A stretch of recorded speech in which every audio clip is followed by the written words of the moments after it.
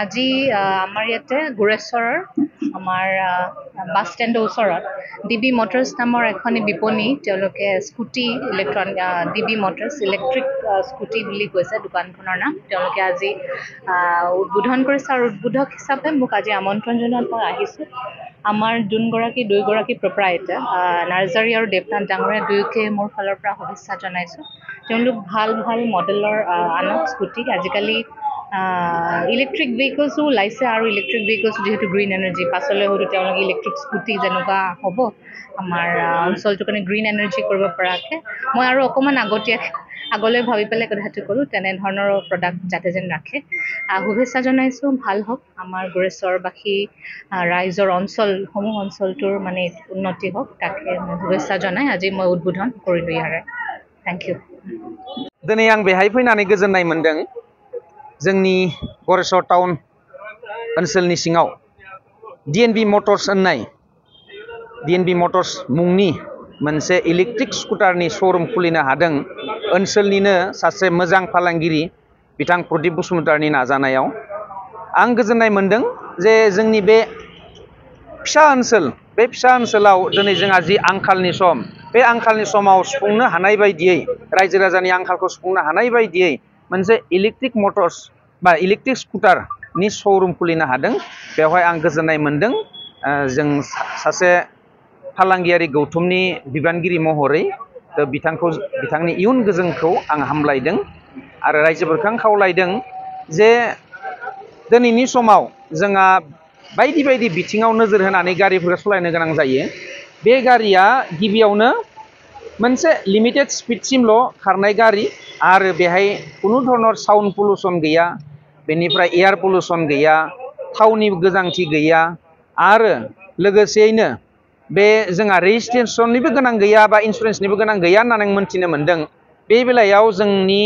आइजो माहारिफोरा बिसेसकय आइजो माहारिफोरा सालायनानै गोजोननाय मोनगोन बा मोजां मोनगोन आरो गावनि रांखान्थि बिथिङावबो मोजां जागोनखौ आं नुहुरदों ओंखायनो आं रायजोफोरखौ खावलायदों फै बयबो DNB मटर्सआव जोंनि गरेस्वर बास स्टेन्डनि साखाथियावनो DNB मटर्स होननाय मोनसे मोजां शोरूम माने दिनै बेखेवदों बेवहाय फैनानै गावनि गोनांथिखौ सुफुंफै बेजों लोगोसे आं फालांगियारि गौथुमनिफ्राय बिथां बिगोमा प्रदीप बसुमतारीखौ आं इयुन गोजोन हास्थायदों दिनैनि बे समाव गोजोन्थों गरेस्वराव DNB मटर्सनि मोनसे डिलार मोनसे खुलिदों जिहेतु जोंना मेन माबाया नावकाटानि ब्रान्च हिसाबै जों गरेस्वराव दिनै बास स्टेन्डआव गोदानै दिनै आराम्भ खालामदों आरो बेवहाय जोंना टटेलि 8टा मडेल दङ दा स्कुटिया